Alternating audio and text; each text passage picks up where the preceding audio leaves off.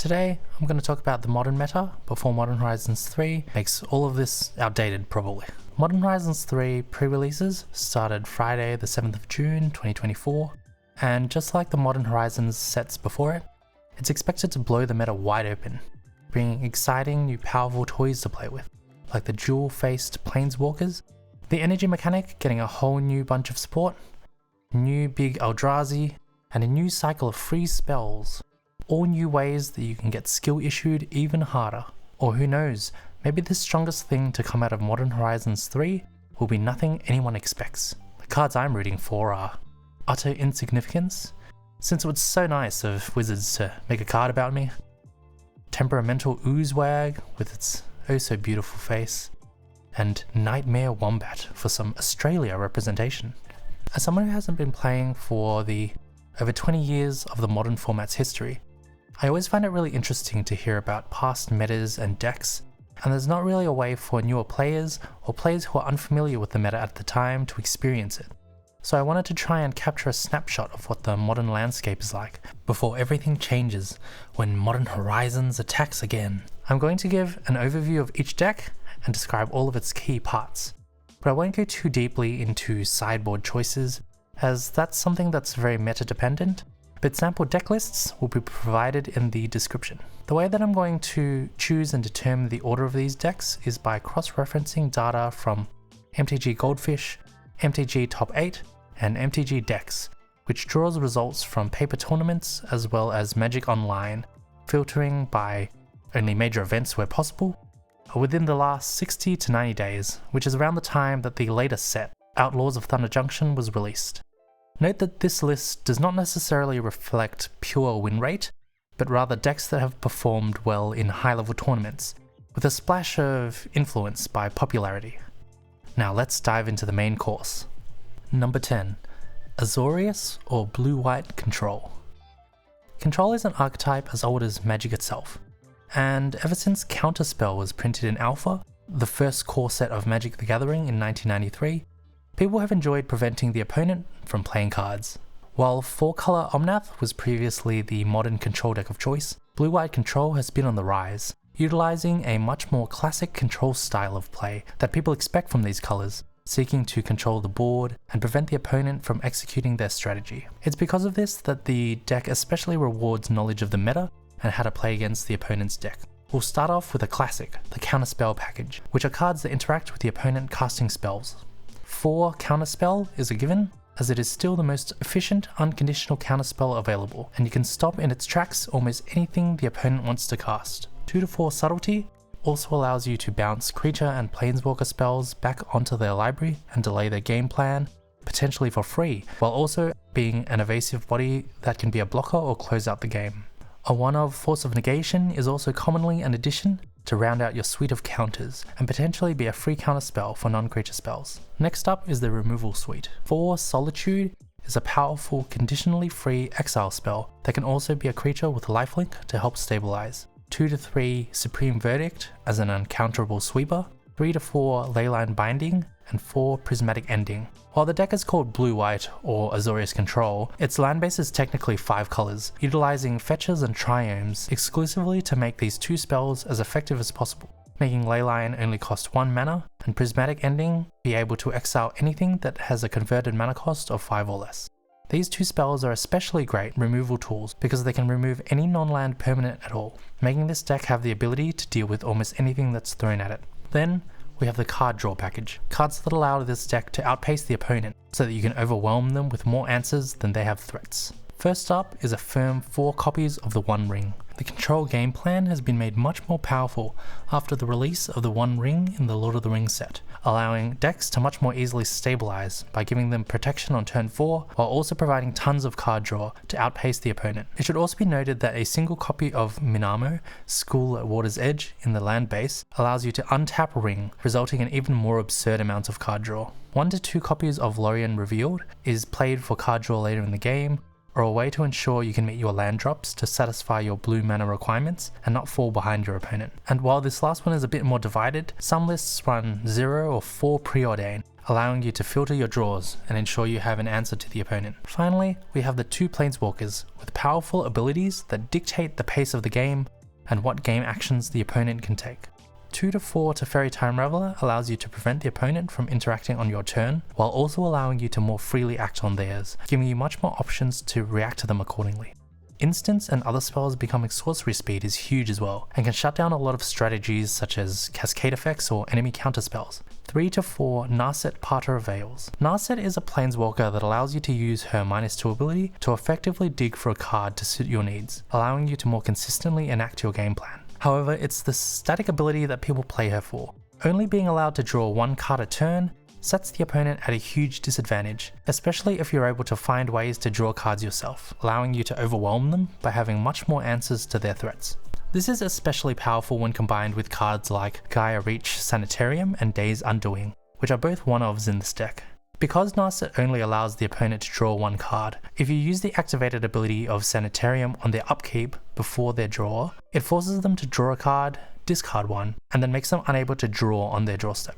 If the opponent has no more cards in hand, this effectively locks them out of the game, as you'll make them draw a card, then discard it on each upkeep and no longer be able to draw. Days Undoing also allows you to get to this point by shuffling both your hands away, but instead of having each player draw 7, Narset makes the opponent only draw 1, or even 0 if you use Teferi's +1 ability and casts it on their turn after their draw step. This deck also features Kahira as a companion to help beat the opponent down after they've been locked out of the game, and gives you access to a creature in case it's needed as a blocker as well. Sometimes a single copy of Hall of the Storm Giants is included as well for the same purpose. As with sideboards for controlling decks in general, Blue-White Control's sideboard will generally feature further ways to allow their deck to be more effective against particular strategies. Rest in Peace for graveyard strategies, Dress Down for creatures with powerful or evasive abilities like Hexproof or Indestructible to allow them to be removed, or Stern Scoldings and Force of Negations as extra counterspells for decks with more or less creatures respectively. Number 9. Living End. Living End centers around, you guessed it, the card Living End.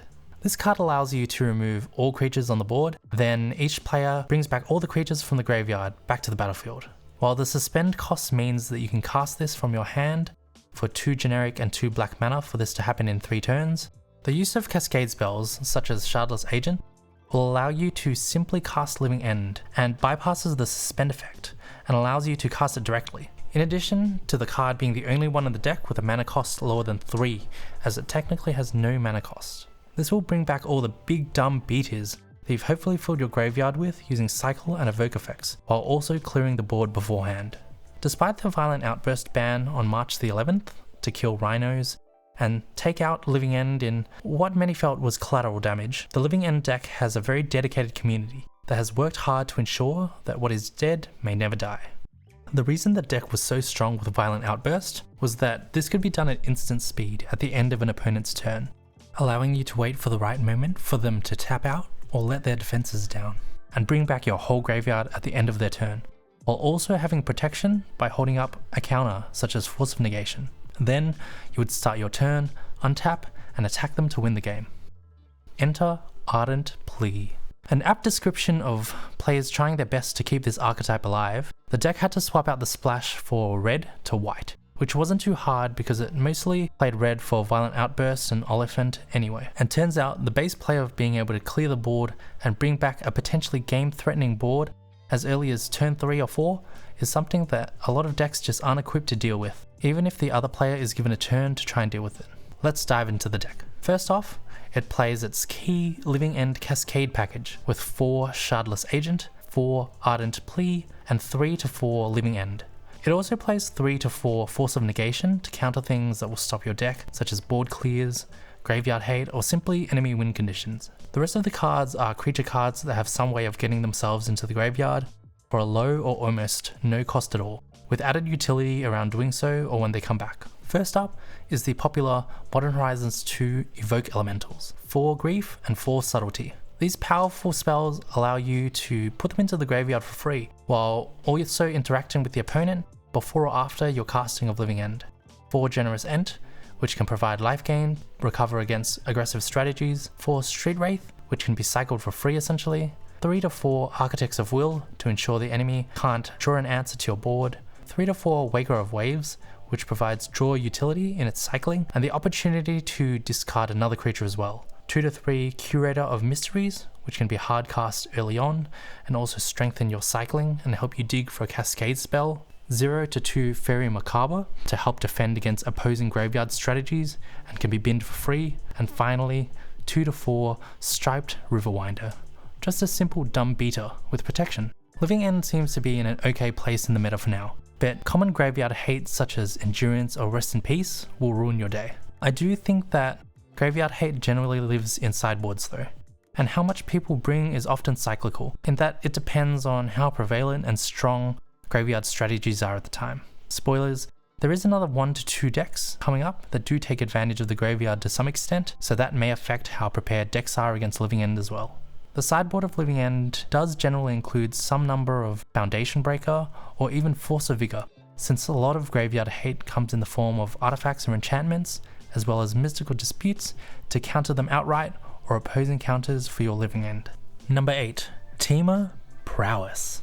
This spicy chicken is the hottest new bird on the street, being released 2 months ago and propelling this archetype up the ranks. Slickshot Show-Off is an evasive, flying haste threat that can gain 2 power with every non-creature spell cast, which is like a supercharged double prowess, which only gives 1 power, as well as the ability to plot for alternative sequencing and set up for a future kill. This aggro deck hopes to overwhelm the opponent, hitting them hard and fast, finishing them off with burn spells, while also having a more resilient tempo game plan than expected. It can technically kill as early as turn 2, with turn 1 land into Swift Spear, turn 2 land Slickshot Show-Off into 4 mutagenic growths for 1 + 4 + 1 + 8 + 8 damage, which is 22.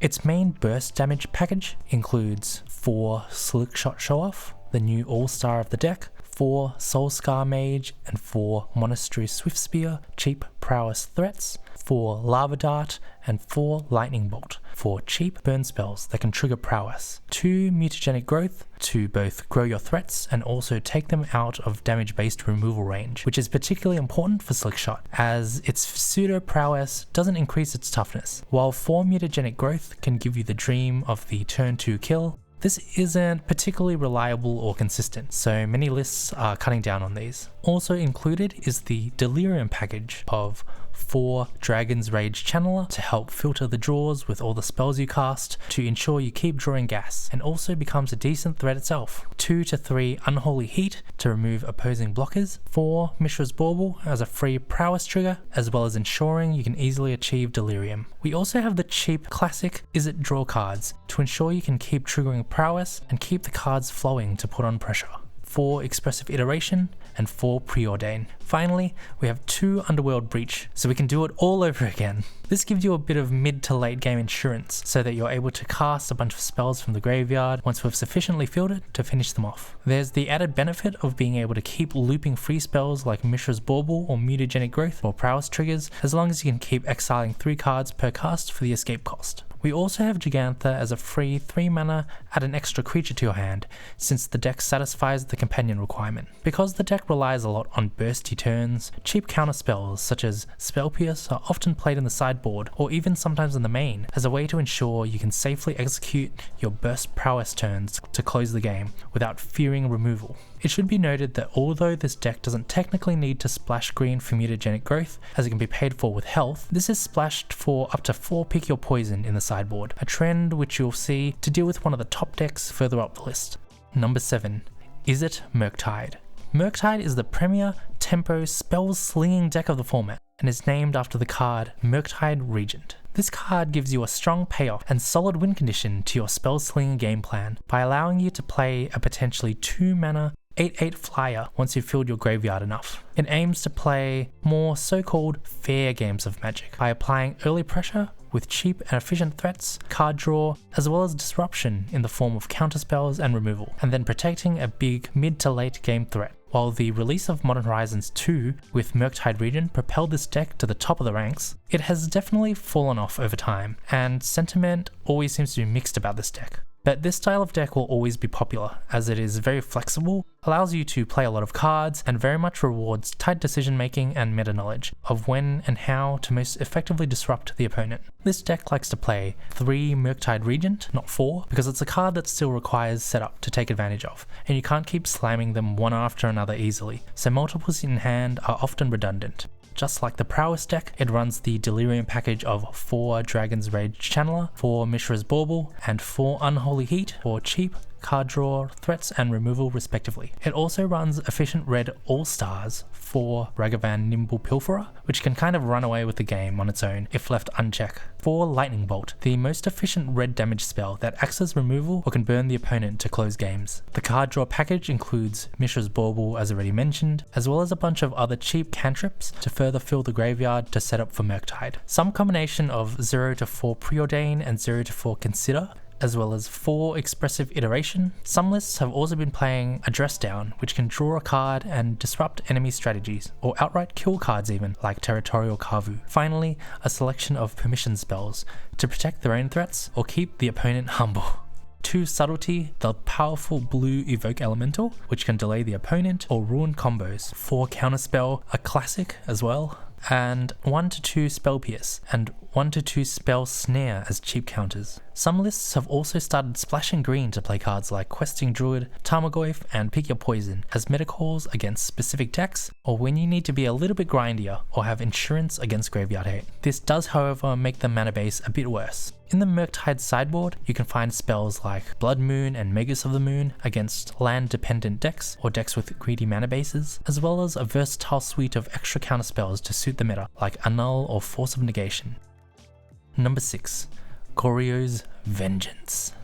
Goryo's Vengeance is a reanimated deck that is named after its namesake card, which for only 2 mana allows you to bring a legendary card back from your graveyard for the turn to attack the opponent and take advantage of any powerful abilities it has before being exiled from the game at the end of the turn. While this seems strong already, when combined with Ephemerate, this allows you to blink a creature and no longer have to exile your creature at the end of your turn, as the creature that returned is technically a new instance of the creature. The rebound ability of Ephemerate also allows you to blink it again next turn as well, to take advantage of enter the battlefield effects. All of this for 3 mana in total, once you've adequately set up your graveyard. This deck really rose up after the Violent Outburst ban, pushing Rhinos and Living End out of the meta, reducing the amount of graveyard hate in the meta at the time as well. It has, however, remained relatively stable for now, even in the face of decks preparing for it, and also allows for some very explosive turns that can put you very ahead of the opponent. This deck plays 4 Goryo's Vengeance to maximize the chances of being able to bring back a creature from the graveyard, and 4 Ephemerate to keep it there and take advantage of blinking your creatures. The payoffs that it wants to bring back are 4 Atraxa Grand Unifier and 2 Grizzlebrand, which are both game-winning threats in themselves, allowing you to put a 7/7 flying lifelink creature as early as turn 3 while drawing a whole bunch of cards to bury the opponent in value. Grizzlebrand actually used to be the premier reanimate threat, but Atraxa was released in Phyrexia or Will Be One at the start of 2023 and is a lot stronger in this deck, removing the need to pay life to draw cards and only drawing as many as you want or need, while being able to take advantage of the 2 or 3 blinks from the combo to re-trigger its effect. The enablers for these graveyard shenanigans are 4 Falai Archaeologist, a powerful graveyard enabler that mills 3 cards that allows you to more consistently get one of your combo pieces or cards that you don't want in the graveyard. 3 to 4 Faithful Mending to gain life to stabilize against aggro, draw cards to find your combo,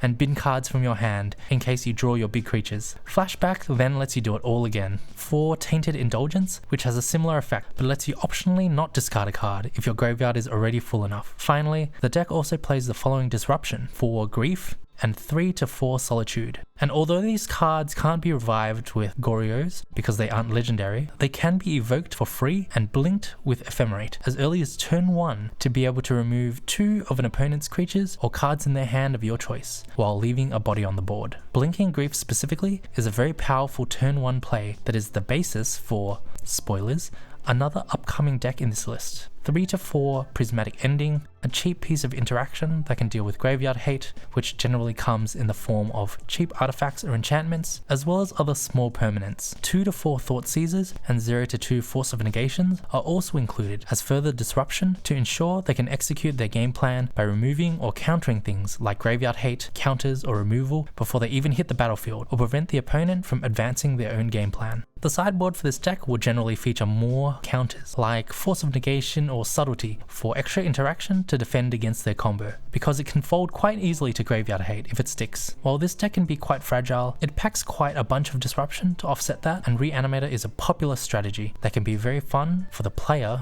but maybe not the opponent, to get the combo off and draw 10 cards. Number 5. Creativity.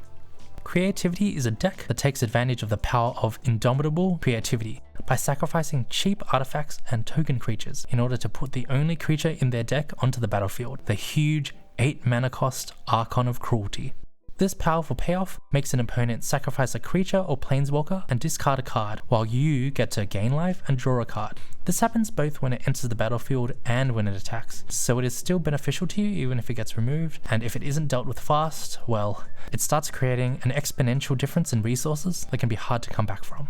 This deck had previously dropped off quite a bit because of the release of Fury and then Orcish Bowmasters as very commonly used staples that would very easily deal with the small creatures that Creativity was looking to sacrifice. However, the ban of Fury and slow decline of Bowmasters due to there being less small creatures to kill meant Creativity was ripe for the rise again. It's registered quite a lot of good results in tournaments recently, but time will tell if its comeback can be maintained. There are 2 current flavors of Creativity being played, Jund and 4-color. I'll mostly go through the Jund list, as it's more popular at the moment, but we'll talk about some of the differences as well. The core cards are 4 Archon of Cruelty as the win condition, with 4 Indomitable Creativity to pull them out of your deck. Some lists also play 1 Transmogrify, effectively as a 5th Creativity, and in case your Creativity gets stone-brained or surgically extracted. The cards to create fodder for Creativity are 4 Fable of the Mirrorbreaker, a very strong card for the deck that makes a token on entry, can create treasures for further sacrificing, the ability to dig for Creativity, and then the flip side can make more Archons once you get one on the board. 4 Dwarven Mine. Creativity will make the majority of their lander-based mountains for this land to consistently create tokens that can be turned into Archons. It also features a control and disruption package to ensure they can survive to get off their combo. 1 Bitter Triumph, 2 to 3 Fatal Push, 3 to 4 Lightning Bolt, and 4 Thoughtseize. Finally, we have a recursion package to ensure we can grind out our opponents. 4 Persist means that if they manage to kill our Archons, we can just bring the giant 8-drop back with this 1 mana spell. The -1/-1 is negligible, as Archon's abilities are what make it shine. 3 to 4 Bitter Reunion means we can also discard our Archons if we draw them, and then return them with Persist through a cute Reanimator plan. 4 Wrenn and 6, a versatile, cheap planeswalker that can deal with small threats or bring back our fetch lands to ensure that we have enough lands to turn on Dwarven Mine and cast Creativity. Getting the ultimate off means we can keep casting Creativity or Archons as well. The main difference between the Jund version and the 4-color version is that 4-color runs Leyline Binding, Prismatic Ending, Reprieve, Spell Pierce, and Teferi, instead of cards like Bitter Reunion, Fatal Push, Persist, Thoughtseize, and Bitter Triumph, for a bit more of a blue-white flavor of controlling the opponent while trying to get our combo off. The sideboard features cards like Veil of Summer to prevent the enemy from disrupting their Creativity casts, as well as other creatures that you might want to Creativity into for different matchups, like Terastodon or even Emrakul, the Aeon's Torn. Number 4. Amulet Titan. Amulet Titan is currently the premier combo deck of the format. A lot of people consider it the strongest deck in Modern, only being kept down by its learning curve and complexity. It's a deck that has been going for over a decade and has remained strong through multiple bans and varying metas. It would be a disservice of me to try and explain the complexity of this deck to a sufficient detail, and as hard as I will try to briefly cover it, I'd like to point you in the direction of this approximately 100-page free primer for the deck that was released for free by Dom Harvey in 2023. You heard me right, 100 pages about some little cardboard game piece interactions. In addition to this, there's a complimentary 150-page document of practical problems and puzzles for Amulet Titan to help players practice game lines and how to achieve lethal. Finally, I'd like to shout out Canister, who recently posted a 30-minute YouTube video about the history of modern Amulet Titan. Okay, so let's get into briefly explaining how it works and the cards. So why does this tiny little silly amulet strike so much fear into modern players' hearts? When I first started playing, I didn't even understand why people wanted to have this out, much less multiple of them. The key thing about what makes Amulet of Vigor and this deck so strong is its interaction with bounce lands. This cycle of lands come into play tapped, and when they come into play, you have to return a land to your hand. Sounds like a super average way to get no mana and ramp for next turn, right? So what happens when you play a bounce land with an amulet out is that 2 triggers go onto the stack. The trigger to untap the land from the amulet, and also the trigger to return one of your lands to your hand. If you stack these triggers like so, the way it resolves is this. The land enters play, the land untaps. You can then respond after that by tapping your land for 2 mana. Then, you can return that land to your hand. This allows you to gain 2 net mana by playing 1 land. If you have 2 Amulet of Vigors out, you can stack both untap triggers and respond accordingly, allowing you to untap and tap the land twice for 4 net mana per land. You can see how this can easily spiral out of control, especially when the deck runs cards that allow you to play more than 1 land per turn. The goal is to then get 6 mana to play a Primeval Titan, which can pull lands out of your deck when it enters the battlefield and 2 more when it attacks. Just resolving a Primeval Titan will often win you the game on the spot, because the lands that you pull can do things like give the Titan haste and double strike, make more Titans, or even just blast your opponent in the face for lethal damage. This can happen as early as turn 2, and I'll go into some of the combos as we go through the deck list. Amulet Titan is kind of like a lands toolbox combo deck, and once it gets to the point of playing a bunch of lands and pulling them out, it can be hard for decks to deal with, as there isn't a lot of interaction against lands. The core of the deck contains 4 Amulet Titan, in addition to 4 Amulet of Vigor to enable the win condition, 4 Arboreal Grazer, 4 Dryad of the Elysian Grove, and 3 Explore to enable extra land drops. In terms of card draw and tutors, we have 4 Summoner's Pact. These exist as free additional Titans, or cards that you need to execute your combo. The cost that you have to pay next turn generally won't matter if you've already won the game. 4 the One Ring to protect yourself, as well as huge amounts of card draw to enable your combos, and 1 Expedition map to help search for that pesky land you need. The list also includes Cultivator Colossus as an additional threat. Finally, let's talk about the special lands in this deck. Because lands are so important to this deck, we'll try and go through all the relevant lands in this toolbox. Let's start off with the bounce lands, the enablers. The number and type of bounce lands will kind of depend on the colors that you need for your payoffs, but you'll generally want at least 9 green to be able to play Titan and around 10 in total. At the moment, decks are currently playing 4 Simic Growth Chamber, 1-4 Gruul Turf, 0-1 Boros Garrison, and 0-1 Golgari Rot Farm. The utility lands that you play are 4 Urza's Saga that can act as a way to fetch for amulets, 2-3 Mycosynth Gardens which can act as additional amulets, Talaria West, which extends the toolbox by being able to transmute for 0 cost cards, which includes other lands as well as Summoner's Pact, which can then search for Titan. This means that any effect that can search for land can also eventually find a Titan. 1-2 Crumbling Vestige also allows you to get a bit of extra mana without having to commit a bounce land, and you can also get the exact color of mana you need to win. 1-2 Vesuva can come into play as any other land, and 0-1 Mirror Pool can also allow you to make another Titan for only 5 mana. Now, let's get into the secret sauce that makes your lands kill your opponent once you start to pull them out with Titan. First off is Slayer's Stronghold or Handwire Battlements, which can give your Amulet Titan haste, which will then enable you to attack and tutor 2 more lands. Kessig Wolfrun or Sunhome, Fortress of the Legion, can also ensure that your Titan has enough damage for lethal. Combined with Mirror Pool, these lands can result in lethal from combat damage alone. However, there's another angle of damage too. Enter 1-2 Valakut, the Molten Pinnacle. This card will deal 3 damage to your opponent whenever a mountain enters the battlefield if you control 5 or other mountains. While intuitively, this sounds like it's very difficult to trigger, it's important to note that Dryad of the Elysian Grove makes your lands every basic type, and that Valakut also counts itself entering the battlefield. That means that if you have a Dryad on the field and 4 lands, and you're able to summon a Primeval Titan to bring out 2 Valakuts, as these Valakuts enter the battlefield, they will see that there are 5 other mountains, and then each Valakut will trigger twice, once on itself and once on the other Valakut entering the battlefield, for a total of 12 damage. I hope that I was able to do this justice and briefly give an overview of what the Amulet Titan deck does and how it does it. The combo lines are truly dizzying, and I still struggle with understanding all the possibilities that it has and how its combo lines work, and I'm still not confident all the information I gave was correct. So please again refer to those other much more detailed resources that are linked in the description, because I'm overwhelmed just writing and reading this out. Number 3. Rakdos Scam.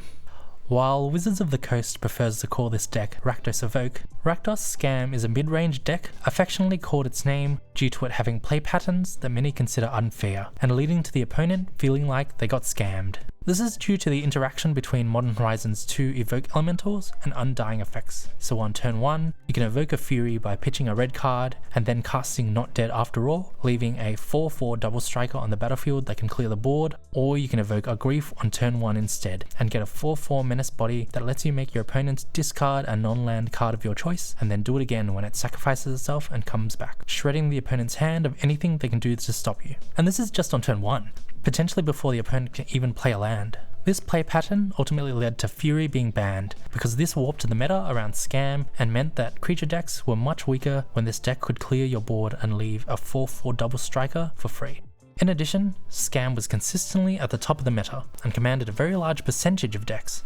However, despite the ban, sentiment has been very mixed on whether Grief should have been banned instead or as well, and Scam manages to still stay floating around the very top of the meta because turn 1 Grief Scam is still a very powerful play, and it still plays a suite of other very powerful cheap threats and spells, although not in as commanding a fashion as it once did.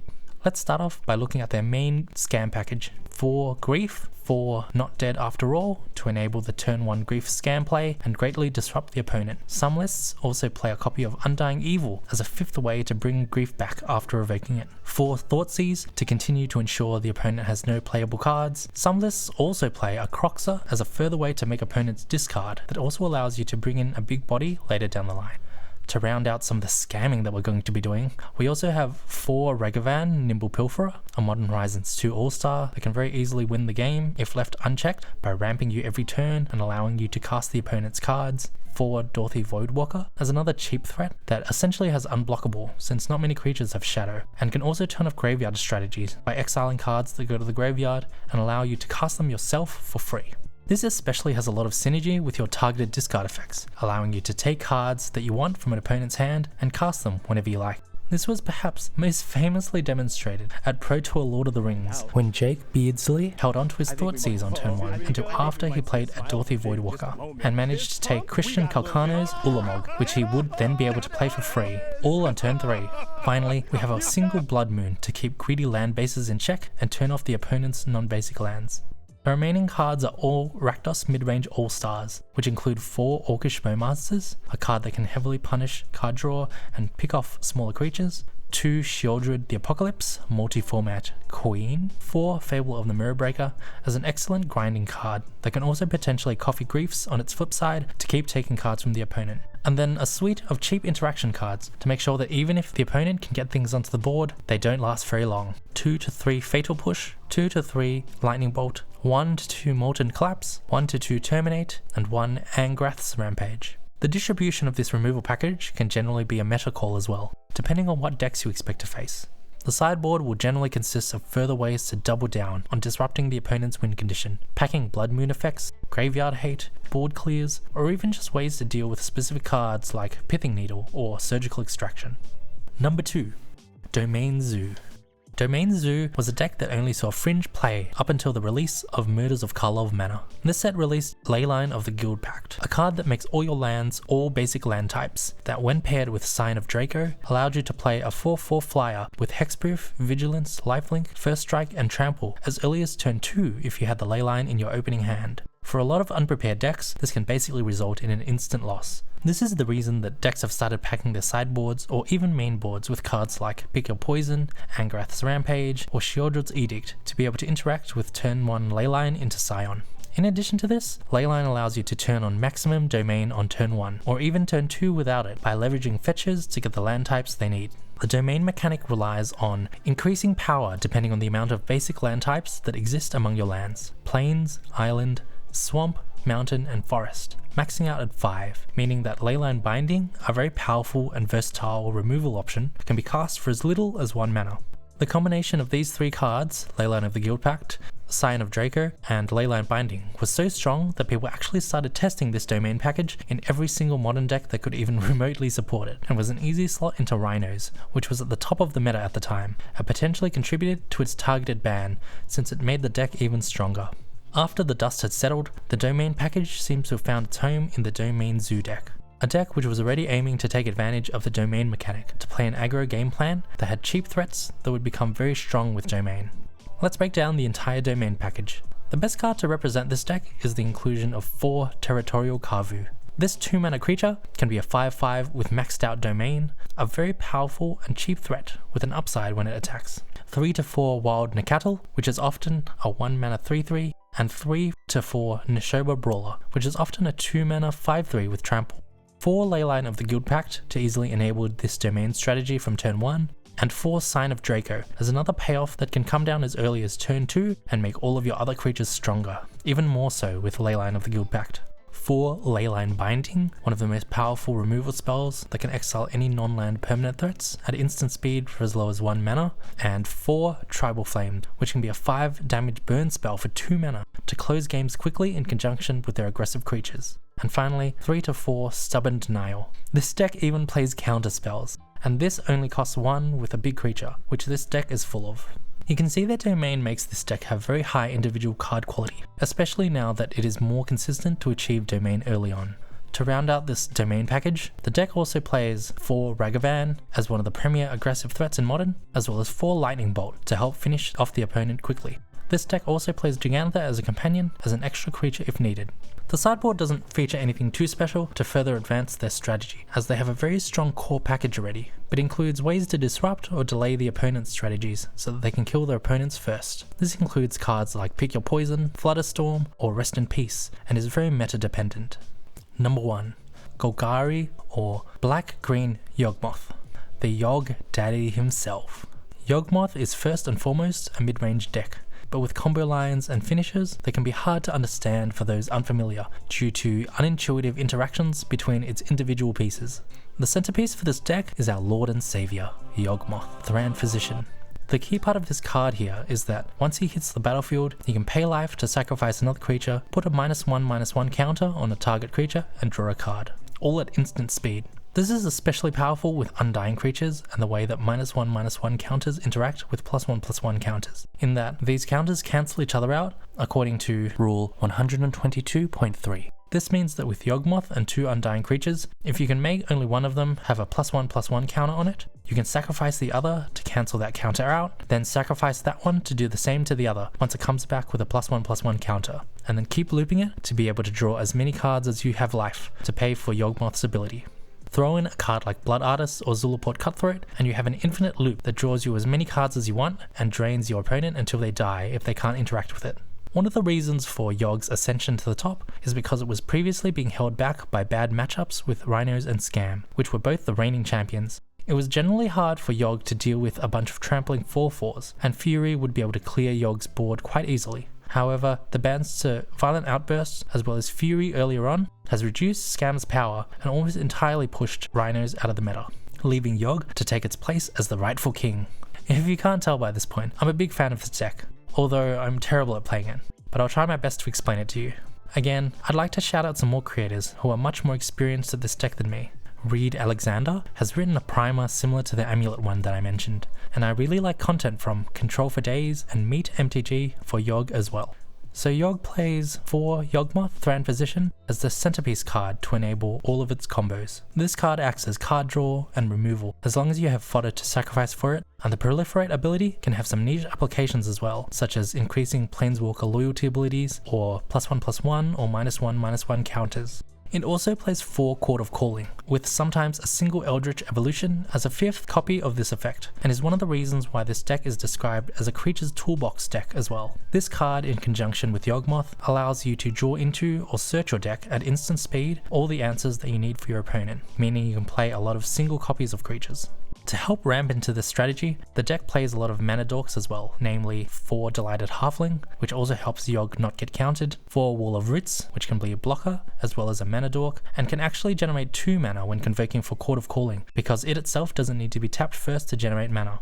Lists will also run a copy of Gilded Goose or Ignoble Hierarch for an extra mana dork with extra utility. Getting into the combo pieces, we have 4 Young Wolf, and sometimes a single Strangleroot Geist as undying threats that can be sacrificed multiple times to Yogg or infinitely with 2 of them to each other. They can also be used just to play and beat down the enemy, A single copy of Blood Artist or Zulaport Cutthroat enables an infinite combo with Yogg and 2 Undying creatures, and can also just serve as a way to drain the opponent and offset the life loss from Yogg's ability. Hapatra, Vizier of Poisons, the Queen, is another one of that can allow you to create a Death Touch snake every time you use Yogg's ability to apply a -1/-1 counter, and can also allow you to clear the opponent's board with Yogg's ability as long as you still have enough life to pay for it, since each time you use the ability, Hapatra makes a new snake that you can then sacrifice again and create a new one, and repeat. One copy of Sheoldred will allow you to offset the life loss from Yogg's ability and turn it into a net 1 life gain instead, allowing you to draw your entire deck if you wanted, as long as you had the creatures or an Undying Loop and target creatures to keep using Yogg's ability. Shelly is also just a powerful mid-range threat in her own right and can win games on her own. 3 to 4 Agatha's Soul Cauldron is an addition from Wilds of Eldraine that ramps up the complexity of the deck yet again. It allows you to exile creatures in the graveyard to give a creature +1/+1 and allow all your creatures with +1/+1 counters to use activated abilities of the creatures exiled with Agatha's Soul Cauldron. This is super powerful because even if the opponent removes your cards, you can just exile them from the graveyard with Agatha's Soul Cauldron and turn any creature into, say, a Mana Dork or even a Yawgmoth. Note that Undying creatures will come back with +1/+1 counters as well, which will also allow them to take advantage of this easily. The cards I've mentioned so far are only the tip of the iceberg in terms of taking advantage of Cauldron. A few more are Haywire Might is a 1/0 that can be corded very cheaply to get rid of dangerous artifacts or enchantments like the One Ring or Leyline of the Guild Pact. This deck also plays 4 Grist the Hunger Tide, which is a very unique planeswalker that is very useful for this deck. The abilities are straightforward enough. The +1 creates a 1/1 insect token that can serve as Yawgmoth fodder and can fill your graveyard for Cauldron shenanigans. The -2 turns any of your fodder into straight creature or planeswalker removal, and the ultimate makes your opponent lose life for all the creatures that you filled your graveyard with. However, what makes this card so good in this deck is actually its static ability, which reads, as long as Grist isn't on the battlefield, it's a 1/1 insect creature in addition to its other types.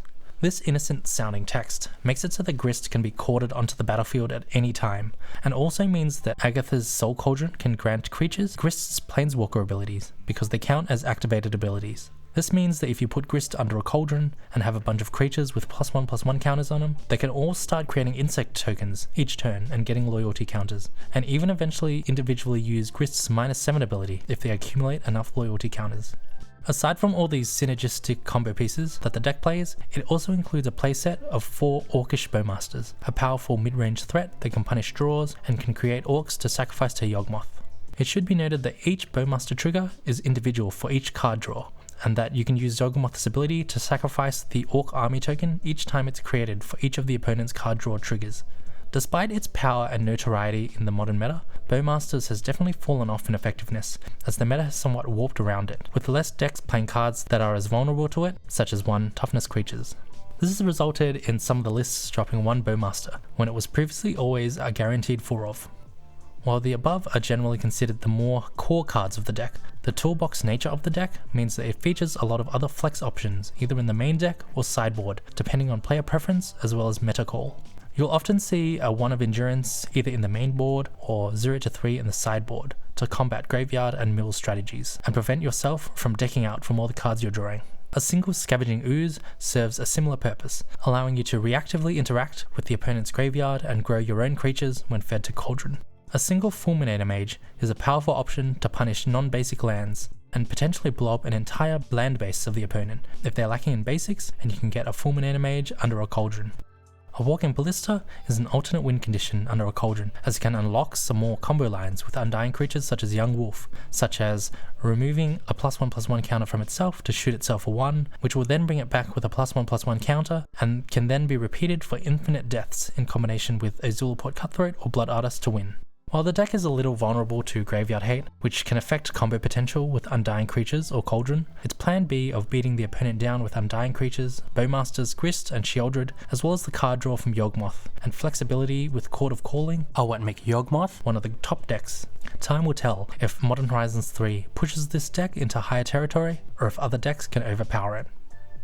And there we have it, a summary of the meta before Modern Horizons 3 flips it on its head. There are a lot of other decks that I would have loved to talk about, like Omnath, Burn, Mill, Tron, Coffers, Hammer, but there simply isn't enough time, and this video is already as long as it is. Let me know if you're interested in hearing about those as well. I'm excited to see what happens going forward, how the meta decks change, and what new decks pop up. May your favorite decks become super strong and meta, and may all the decks you hate fall off super hard or get banned. I hope you enjoyed this video, and I'm hoping to do another one a few months down the line to see how the meta has changed, so please give any feedback or comments on what you'd like to see next. Thank you so much for watching, and remember, there might always be more skill issues to come, but that will only allow us to learn to bounce back better. See you next time.